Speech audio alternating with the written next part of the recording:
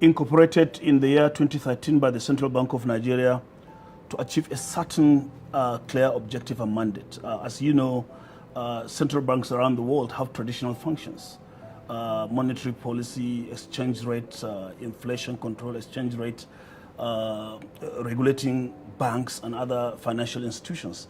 But then again, in the context of Nigeria, one of the unique functions of the central bank is to support developmental financing, being a developmental economy.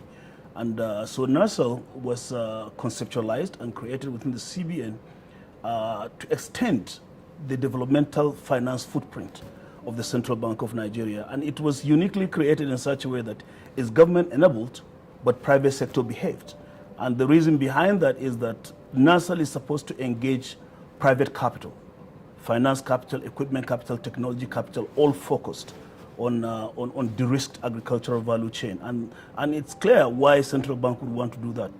Ordinarily, government does budgetary spend on agriculture. The central bank itself does a lot of intervention support to agriculture.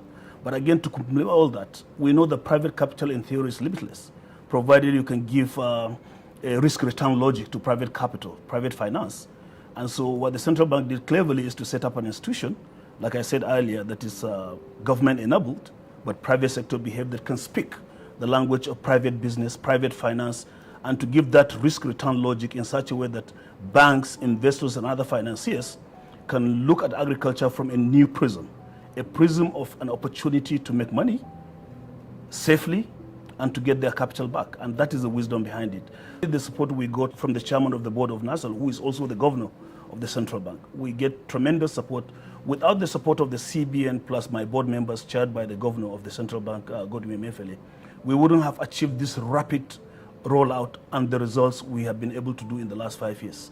And don't forget too, the trajectory of the activities, of the development finance activities of the Central Bank of Nigeria in other sectors beyond agriculture, but particularly agriculture, also sits very well within the matrix, the policy matrix and the direction of the federal government. So they're all aligned.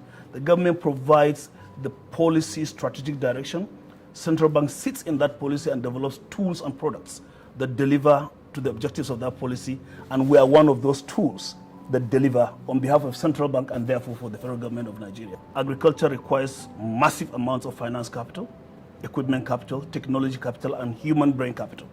And there's a limit to what you can do based on government resource.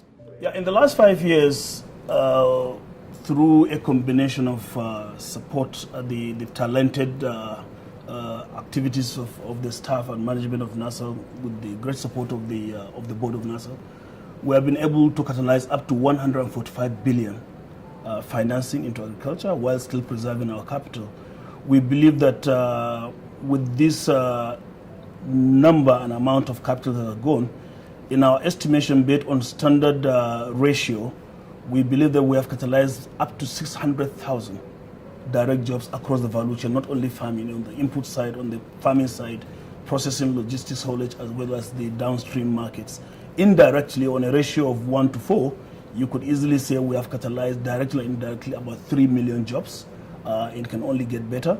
We have been able to pay for another product that I didn't mention, is the fact that for anyone that any project that goes to the NIRSAL window and you get financed and you are able to run your project successfully and you pay back to the bank or investor, NIRSAL has a support called the interest drawback.